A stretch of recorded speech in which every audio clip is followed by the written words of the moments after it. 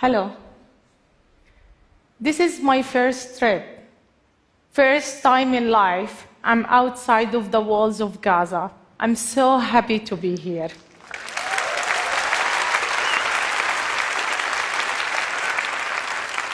My ambition always was to be a pilot, to fly a plane, to feel free to fly the sky, to touch the sky. But that didn't happen. Simply, I live in Gaza. There is no airport. All borders are closed on every side. We live in one of the biggest prisons in the world. The only thing I can do is just to look up to the sky. On some days, we are lucky. We have electricity for 4 or 5 hours. When it's cold, we make a fire in the front or on the roof of our homes. Sometimes we make food too. My job in Gaza is to arrange everything to journalists who come to my homeland to tell stories about what's going on in Gaza. Many mornings, I had to go to the border area to collect a journalist. If anything should happen to the journalist, or if the journalists decide to cover a story the government doesn't want us to cover, bad things could happen. Navigating through my country, helping journalists, filmmakers, news crews, is my working life. I believe my success comes from building a relationship not only with journalists and the news crews, but also with the communities in the Gaza Strip. These communities who don't want their stories to be told. I never look to them as stories or numbers, but like me, they are a human being.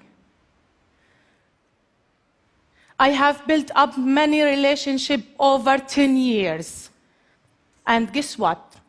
This gives me the chance to get access to people, to stories others can't.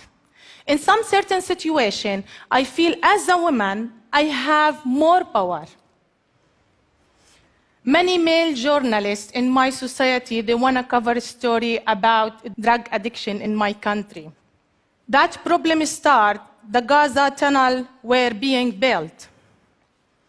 With the siege on Gaza, tunnels were brought people all the basic needs, like food, building material, other stuff we needed, but not anymore, because the Egyptian side flooded them up with water and they are not working anymore. Drugs were being smuggled, and many young people get addicted too.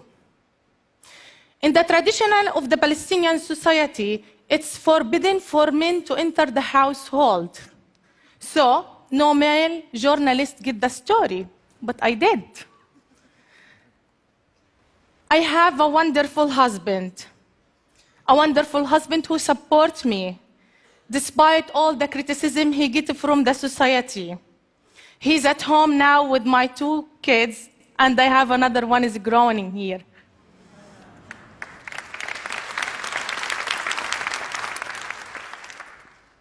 When I'm working, I call him each 2 hours, and he knows if he doesn't hear from me, he should call my contact, the one who gives me the access to the story, the one who I trust.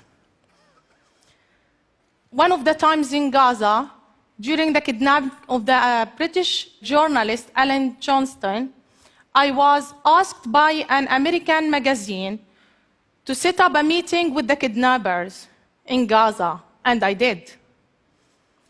The journalist covering the story and I were asked to meet outside of his hotel. They came, they picked up in a black van with a black window. They were wearing masks in that day,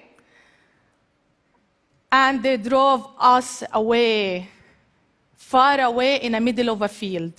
They took our cell phones, and we did the interview with the kidnapper outside in that field. I was so scared that day, a day I will never forget. So, why I do what I do? I do it because I believe if I didn't, a huge part of the story about Gaza will be missing.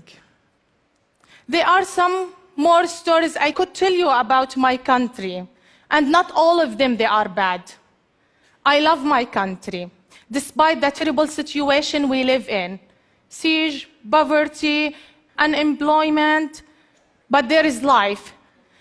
There is people whom are dreamers and amazing people full of energy.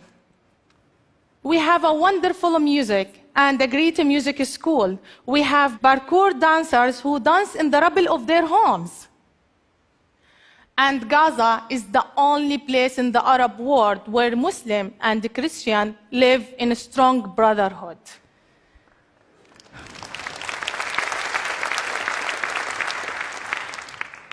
During the time of war, the hardest part for me is leaving the house early in the morning, leaving my children.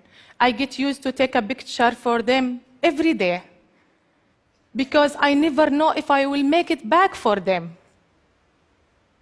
Being a fixer and a journalist is difficult and dangerous in Gaza. But when I hear the sound of the shelling or the sound of the bombing, I just head straight towards it because I want to be there first. Because these stories should be told. When my children were small and we hear the sound of the war, I get used to tell them they were fireworks. Now they are older, they understand. I do have terrible nightmares because of all what I witnessed during wartime, especially these lifeless bodies of young children. I still remember a little girl, her name is Hala. She's the only survivor from her family. Her picture will be with me forever. I will never forget her. I'm proud that I can stand here and being here today with you. I'm proud that I can tell you stories, sad and happy stories about my small corner of the world, Gaza. I'm proud that I am the first female fixer working in Gaza, and the funny thing, they call me Mr. Rambo in Gaza. I hope one day I will get the chance to tell the stories of all other women, all other amazing women I know in my country. I hope that one day I can help other women in my country to be fixers like me. And of course, sometimes I feel I can't do this work anymore. It's just too much for me. But I remember these words.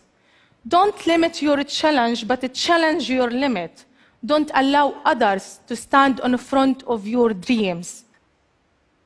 Thank you.